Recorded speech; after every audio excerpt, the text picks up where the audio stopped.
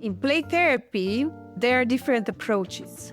There are directive approaches and there are also non-directive approaches. And my first main, I would say, approach was non-directive, which means you come, you follow the child's lead, you follow the child's play, and throughout the play, you're trying to understand what he or she is talking through the play.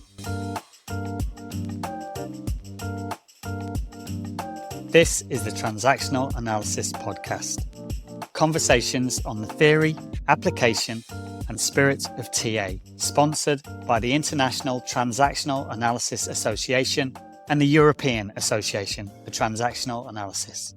In this conversation today, we talk with Alina Comendant and Tatjana Gjurković, who are both TA therapists, trainers and supervisors, and they are both play therapists. And we explore all sorts of things around what play therapy is, how TA theory integrates and helps them to understand the process of play therapy, and importantly, what are the conditions that allow or enable the play therapy to be effective. It's a really interesting conversation and we really hope you enjoy. Alina, Tatjana, thank you so much for joining us on the podcast. Perhaps you could go ahead and introduce yourself and tell us a bit about what you do. Thank you, Matt. Thank you, John. Happy to be here with Tatjana. I'm Alina Comendant. I'm a PTSTA in the field of psychotherapy.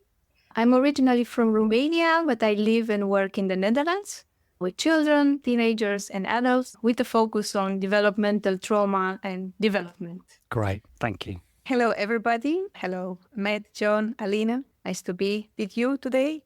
My name is Tatjana Gjurković. I live and work in Zagreb, Croatia. I'm a TSTA in psychotherapy field, and I also am play therapist. So I combine these two. Along with that, I have my own institute where I run trainings for future psychotherapists, and I do supervision. And I'm also an author of several children therapeutic books and one book for their parents. Many roles. Fantastic. Great. So this is going to be an episode about play therapy. And I guess to get us started, we'd like to hear a short response from each of you about how TA informs your play therapy practice. So maybe, Alina, you could get us started. That's a great question, John. How TA is informing my play therapy practice, or how my play therapy practice is informing my TA approach. And I'm specifically playing a bit with the question because for me it was very difficult in the beginning to put these two together, these two approaches, play therapy and TA. So I began with TA almost more than 10 years ago. And I had such a good skeleton of structure of how we humans and children and teenagers, how we are built inside and how we function in relationships. And I found it great, a great approach. As I said, I've had the bone, I've had the articulations. And I didn't find this quite useful sometimes in the work with children because children are so spontaneous and it felt like the whole structure became chaotic. So this is the way in which I went to find more, about play therapy. So I began to study Gestalt play therapy, and for some years, around 8 years, I practiced these two separately. And I practiced TA with adults and Gestalt play therapy with children and teenagers until my certification, when I decided to bring them together. And now I see TA and play therapy having a role both in the way I'm thinking as a psychotherapist, but also at the identity level. So sometimes my colleagues are referring to me, oh, Alina, you're doing something with the children or you're playing with the children, no? So I believe TA is informing, so I'm bringing concepts, I'm bridging theories into TA and develop new ways of thinking. Great. Yeah. Wonderful.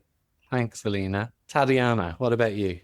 I first want to say that I love the way how Alina was playfully combining these two. I completely agree with that. So how TA informs play therapy practice and vice versa, how play therapy informs the TA work. For me, the most straightforward answer to that would be that I use TA theory in order to understand the child's inner dynamic and the family dynamic. Okay. So that would be the most straightforward answer I can give you at the moment. So I am curious about this difficulty that you articulated, Alina, and Tatjana, you allude to in regards to the TA theory, which sounds like is easy for you to work with and apply with adults, grown-ups, and possibly less so with children and the Gestalt play therapy. And now you're kind of developing the ideas to combine them. It sounds like the two of you both have done a lot of work with integrating the idea of play therapy and TA. So I'm curious about what's the difficulty with those two. I will talk about my journey and my difficulty in my journey. So imagine 10 years ago or more than 10 years ago in Romania. So we talk about East Europe, having less access to materials in English, or not to mention in Romania. And then not to mention the fact that in the TA world, there is less material, less clinical material on working with children and teenagers. I think there is plenty in educational field, which is great. Yeah. We can borrow a lot. So that was one of the challenges that I've encountered. And it took me, I think, 5 years until I discovered where the richness, where the gold is. And for me, the gold was in Italy. So that was the second challenge. And when you say the gold is in Italy, what does that mean? That means that in Italy, they have a culture for developing TA psychotherapy with children and teenagers. They run congresses, they write books, articles in Italian. And sometimes this is or not so much accessible if you don't know Italian. Okay, yeah. Fantastic. Tatjana. For me, the most problematic piece of integrating these two was TA, as I have been firstly introduced and trained, was very directive approach. So you would know what you're doing, why you're doing, contracting, all of that, etc., etc. In play therapy, there are different approaches. There are directive approaches and there are also non-directive approaches. And my first main, I would say, approach was non-directive, which means you come, you follow the child's lead, you follow the child's play, and throughout the play, you're trying to understand what he or she is talking through the play. Yeah. But then how to translate this to, how to really translate the play into TA words, and also how to integrate the idea of being in one session directive therapies or more directive and in another non-directive. So there were clashes in my own identity in a way. So I would say that was the most hard part for me to find my own, and I think I actually am still finding session by session sometimes how to use both skills. I'm going to ask a question now, imagining I don't know anything about working with children in the field of counseling or psychotherapy at all. What is play therapy? How I would describe in my own words, I would say as a systemic approach that has a lot of different techniques expressive in their own nature that helps the child to, through play mostly, show themselves, their inner world. So the idea of play therapy is to use play as a medium instead of words, as we do in PA and other verbal therapies, to help the child to say what is happening inside through puppets, through sand tray work, through many other types of play, because play is a natural way of communicating of the child and plus behavior.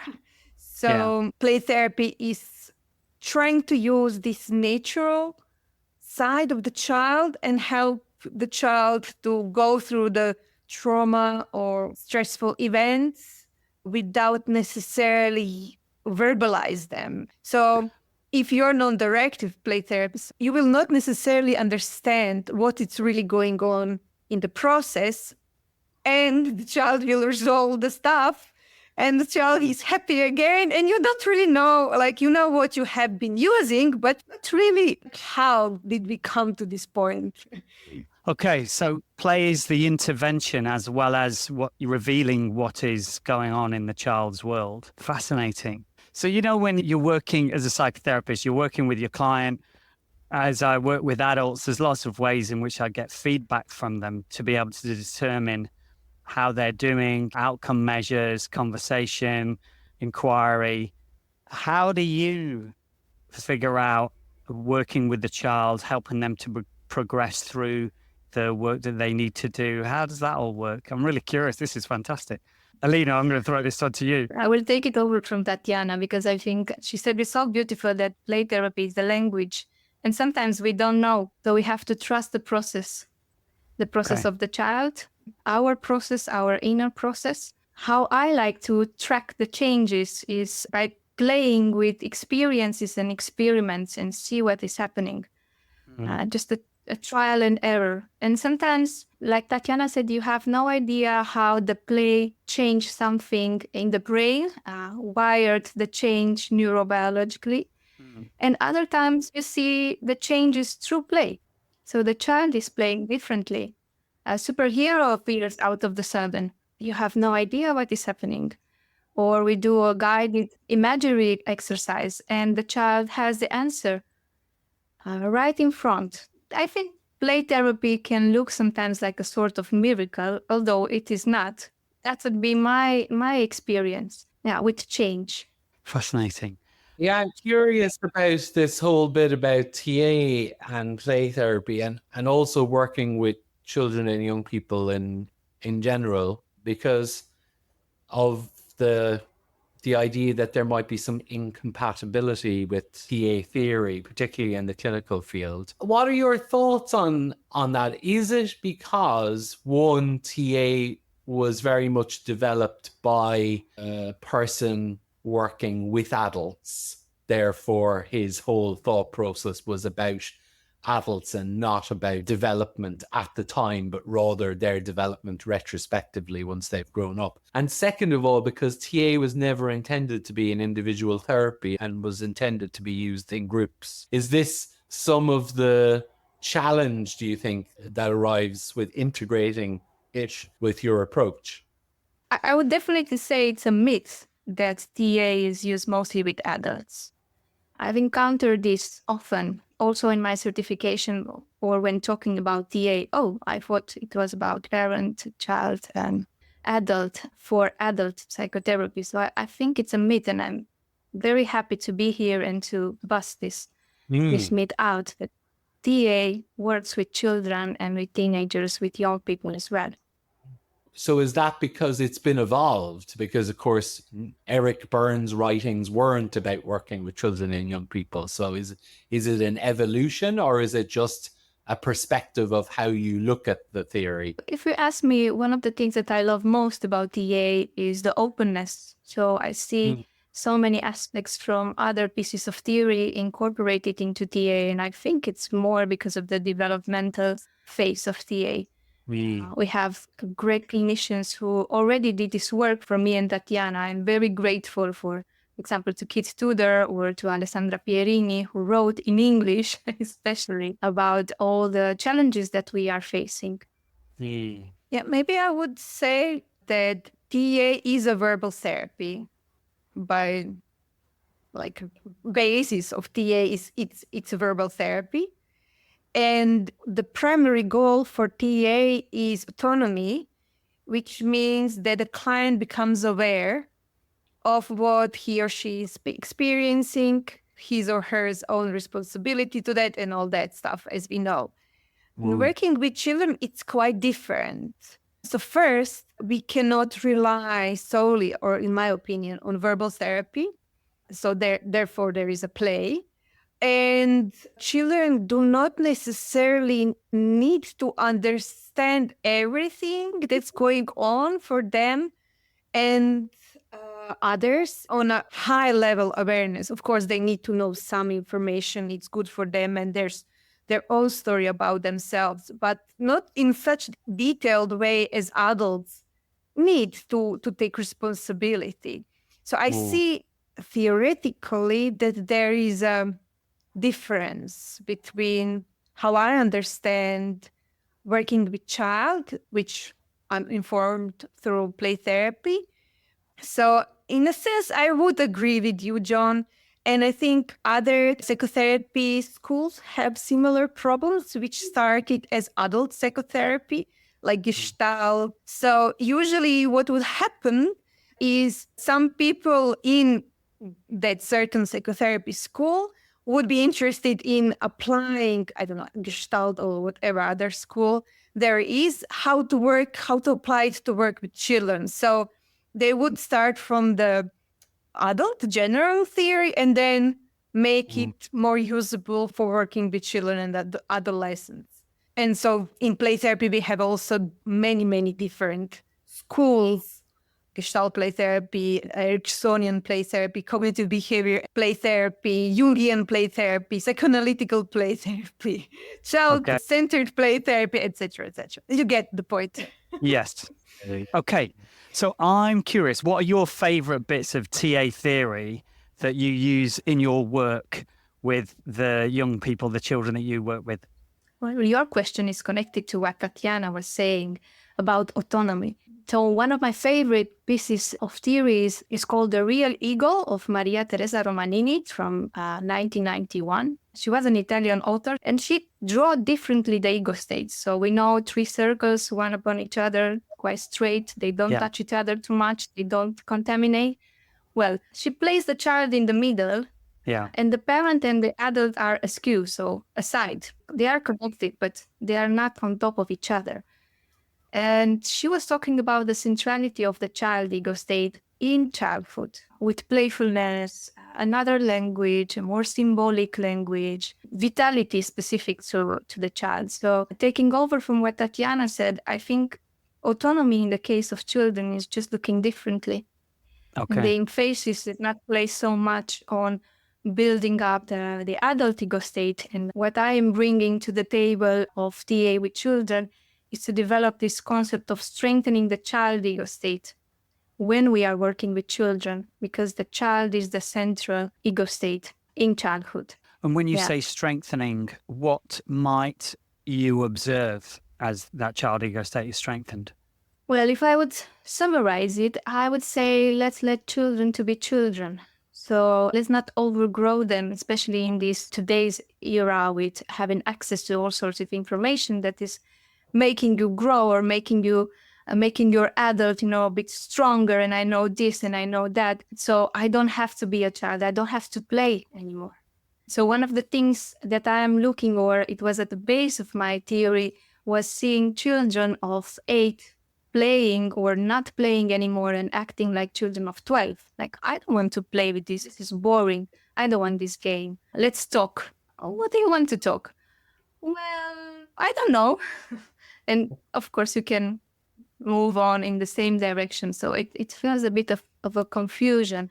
And with strengthening the child ego state, I'm looking at specific parts, for example, the intellect or the body or the senses, just the contact that we have with parts of ourselves at different ages. Okay, so there's kind of, you're aware of a developmental process and where that child might be in the developmental process, holding that in awareness as you work with them.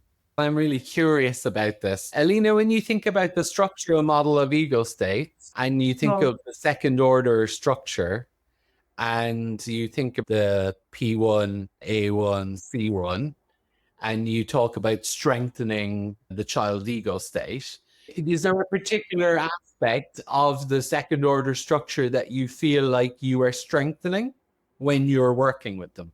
The particularity inside the C2, so inside the child ego state, is the fluidity. So I'm looking at the coherence. I'm informed by Harder and Steele's model.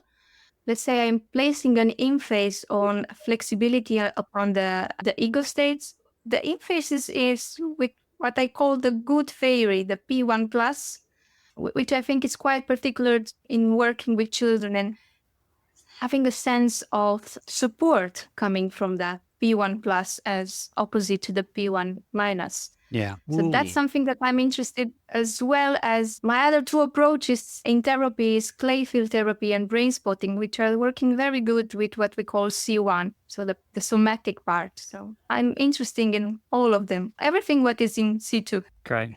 Thank you. What about you, Tatjana? Favorite pieces of TA theory that you work with? Yeah, I would say script, in mind that it is script in development for young children, especially for the preschoolers. So I like to be mindful of how parents, but also other parental figures and also the culture influence their development. Because the way how I work individual with child, and also I'm having psychoeducation for parents. And whenever it's possible, include and needed, I include also consultations for teachers, both in either in kindergarten or school. So I'm very, very mindful how children are very vulnerable in this life stage, and how all of us need to find a way how to support them and get back them on trace to feel better inside of them. So I would say both script matrix or even more co-creative script, and also a record system, the script system, like thinking of how they live in. Brilliant. And you brought in the P word, the parenting word, and we haven't touched on that. As a parent of two adult kids who I now apologize to regularly for mistakes that I've made as a father, because they're very aware. Yeah, how do you... With the idea of play therapy, you're obviously contracting with the parents. I've got a couple of questions. How do you have parents come to approach you? Do they approach you specifically for play therapy, or do they know you as child therapists? And do you make that distinction? And I'm very curious about your role with the parents. Alina, I'm going to ask you first. I think your question is very interesting. I never thought of this question before. It will be the first time when I'm thinking together with you, Matt. I think parents are approaching me because they know that I work with children, teenagers, and adults. So sometimes they are asking, do you work with small children? What is the age? Yeah. So they don't ask specifically for play therapy, or at least this is not my case. They sometimes, or most of the times, parents are coming with an urgency. So it's looking like, whatever you do, I need my child to be good, or I need to understand what is happening with the child. So then I contract on what are we doing? Because sometimes a child exiting the therapy room, the play therapy room, is just exuberating, and the mother or the father is asking, what did you do there? We played. Oh, that was all? Yeah. So I contract with the parent. What does it mean to work with a child in therapy? How the therapy looks like? What is play therapy? What is play therapy, etc. That's what I do in terms of contracting. And you just used the word clay therapy. So I'm assuming you're talking about molding clay into objects to work with that inner process. Yes. Okay, thank you. What about you, Tatjana, in terms of working and contracting with parents? How does it work with you? They usually ask us for, I would say more frequently for play therapy than for child psychotherapy. And it's because we are a center where we do clinical stuff and we also do training. So we are quite known, I would say, by play therapy. So they are asking specifically for that approach, although they do not really understand. Most of them don't really understand. And they would be only confused with this kind of question. Is it play therapy or child psychotherapy? Because all what they want really is help for their child. Well, we're on the topic of parents. I'm curious because, Alina, you've talked about working with the child and strengthening the child. What are both of your thoughts on the fact that you most likely end up as introjects in the child's parent ego state? And how do you account for that in your work? I think this is the challenge that we face most often, and our supervisees as well. As Tatjana, I am working also with parents in groups, doing parenting workshops, but also individual therapy or psychoeducational therapy for parents. So we take into account and we work. I regularly meet with parents when I'm working with a child, and this is in the contract from the beginning. I normally start with the session only with the parents, and then I see the child for a couple of sessions, 3, 4, and then I see the parents again for a feedback session.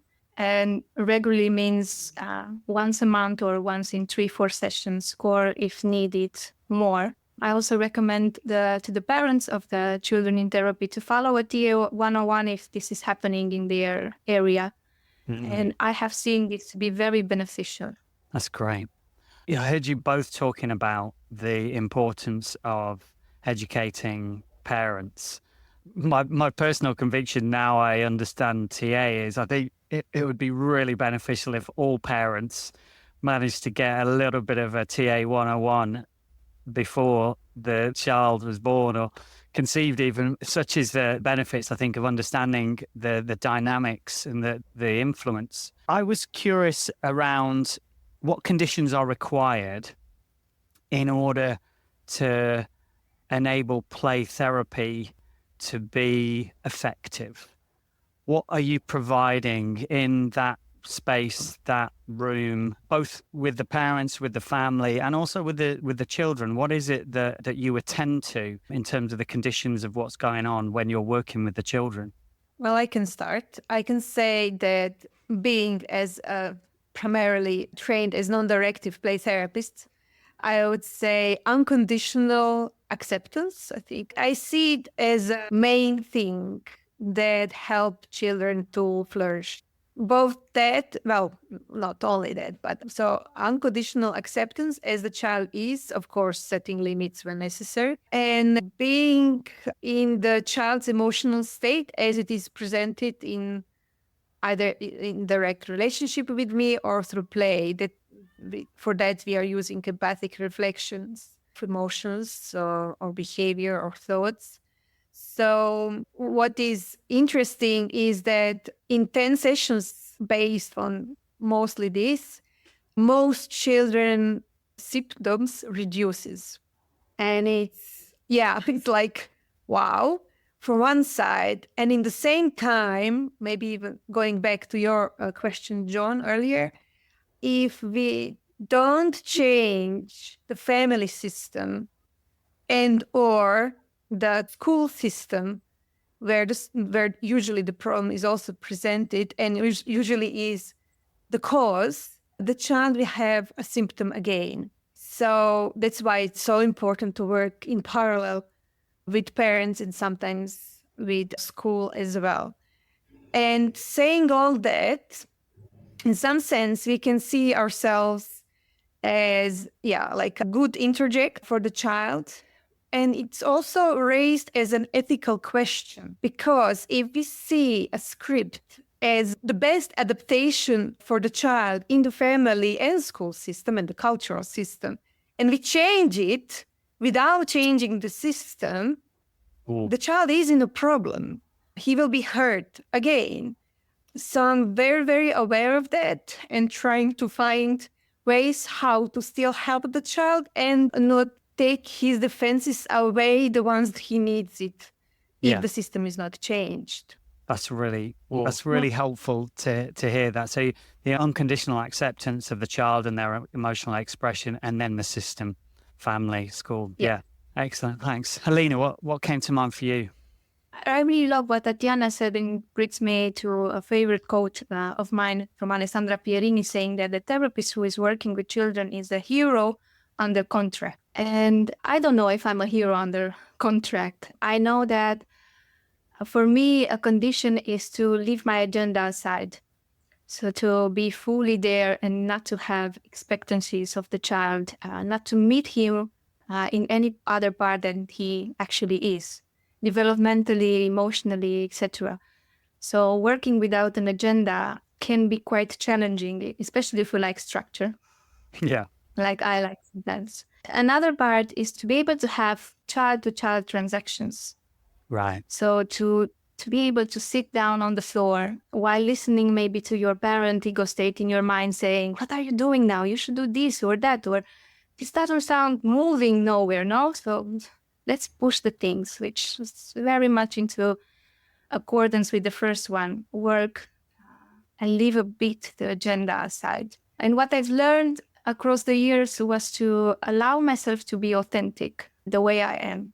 So a child will know exactly that in that day I have a headache and I cannot stay with my head down to play with Lego. So we can do something else, but that's how I am in that session. And children don't like squishy sounds, and they can immediately catch if there is something wrong with us. So I think these are some preconditions for me. So am I hearing you saying that part of your process is just being fully you, fully in the present moment, as much as you can be aware, and engaging with the child, similarly to what Tatjana was saying, with full acceptance and Yeah, because children are modeling a lot our behavior, no? So it's a way of modeling how to be. Yeah, this is so interesting.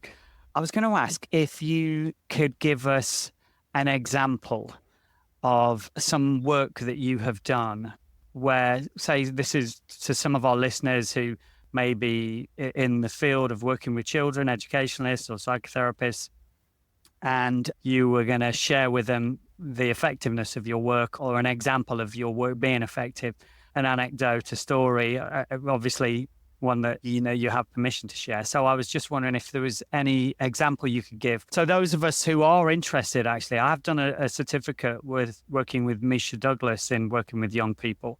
I don't have the current setup of my clinic to work with young children at the moment, but it is something that I'm curious about. So if you were going to share an inspiring story of how your work has been effective, do you have something that you could share? Well, I have one, and I do have permission to say. I was working at the time, it was almost 10 years ago, with a little girl who was 3.5 when her mother approached. It was a very serious divorce, actually custody battle and all nasty things between her mother and father, and also maternal parents as well. They were also part of it. And one of the symptoms she had was separation anxiety. Actually, the previous situation which triggered most part for separation anxiety was her father took her for a week away. And before that, she never was without her mother. And mother did not have time to prepare her. She supposed to be for a weekend with him, and then she was for a week. Okay. And that was extremely hard for this 3-year-old, showing some PTSD signs and many other symptoms and separation anxiety. And what I really enjoyed, as you can enjoy in that process. So she also experienced separation anxiety with me in the session. Yeah. And then I talked with mother how we will help her to feel safe with me. Yeah. And we slowly found a way for her to feel safe and to build on feeling of safety. Yeah. And first mother was with us in the room, and then mother would go out in the next session and come back in a few minutes. And so we are separate in that way. Finally, the mother was in next room. The little girl could go there whenever she wanted. And the last stage of this part of the work was when she would use a play telephone, and she would pick up and say, "Mom," and I would be "Mom." And then we would talk like, "Hello, how are you doing? I'm here. You can play. You're safe." And she would then repeat as many times as she would. So this is an example how you can think of that is something resolved through play and through relationship as well. You could hear a lot of relationship segment. Great. And I'm hearing that you work closely with mom as well in terms of the graded withdrawal. Yeah. Okay. Is this clear example? Yeah, that's really helpful. It's really lovely as well hearing about the playful telephone call, where you're role playing her mother and she's imagining that you are, and then that healing process for her. Yeah. Excellent. Thank you. Alina. I was thinking of some cases that were very similar, so I will not talk only about one, but using a technique with more children, a bit bigger, around 9, 10. I was working a lot with children who were doing exams.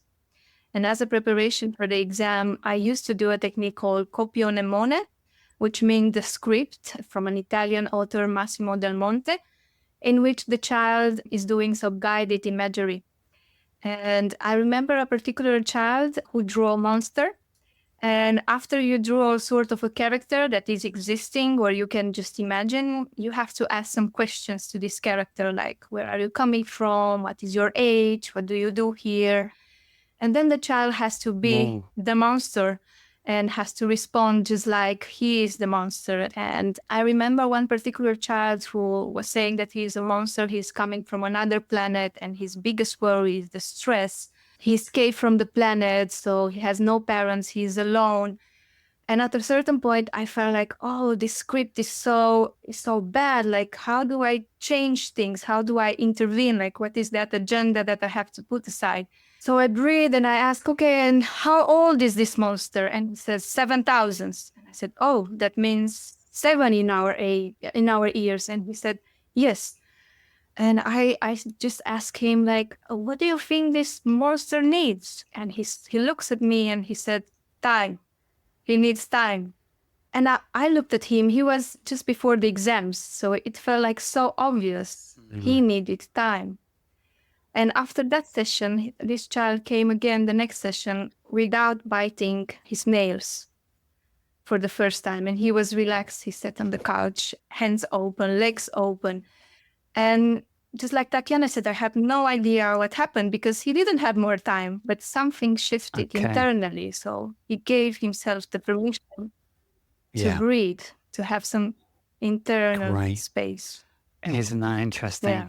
A lot of the work that I'm hearing is that in many ways you need to be very present yourself and let go of outcome and not be driven towards outcome. And like you said before, trusting the process. It's, fascinating.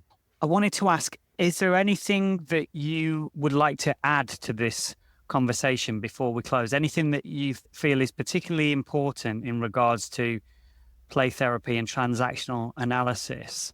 If you were going to, this is going out to the TA community and far and wide, anything important that's on your mind before we close?